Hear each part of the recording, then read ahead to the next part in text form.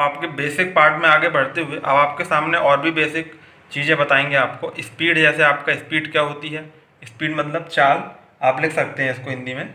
Velocity, वेग, और acceleration मतलब होता है आपका ये त्वरण। अपन पहले बात करते हैं स्पीड की।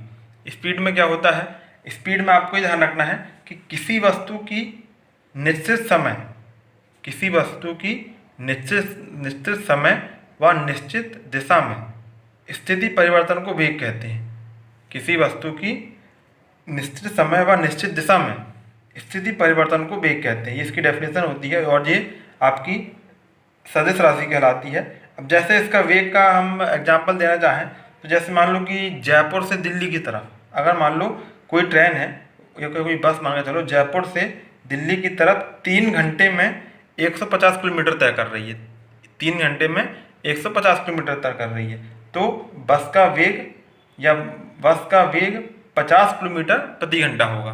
तो इसमें वेग आ गया आपका 50 किलोमीटर प्रति घंटा, आपका ही हो गई वेलोसिटी डेफिनेशन हो गई। फिर आपको ये स्पीड बताते हैं, पहले हम वेलोसिटी के बारे में बात करते हैं आपको। तो इसमें आपकी कहलाती है, वेलोसिटी कहलाती है।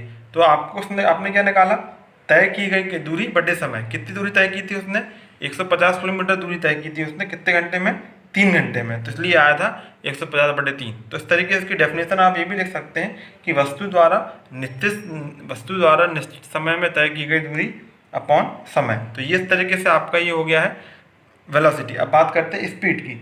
अब स्पीड की डेफिनेशन जो होती है, या किसी वस्तु की निश्चित समय में निश्चित परिवर्तन को, किसी वस्तु की निश्चित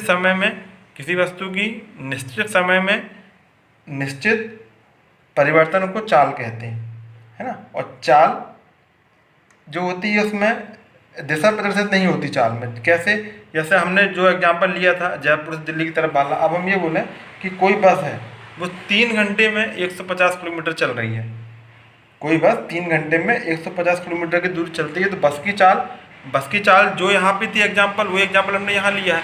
यहाँ पे एग्जांपल आपका 50 किलोमीटर प्रति घंटे था और यहाँ पे भी आपका एग्जांपल 50 किलोमीटर प्रति घंटे का है, लेकिन इसमें जो है आपकी डायरेक्शन नहीं है, सिर्फ चल रही है बता रहा है, और इसमें आपको बता रहा है कि इसमें डायरेक्शन है।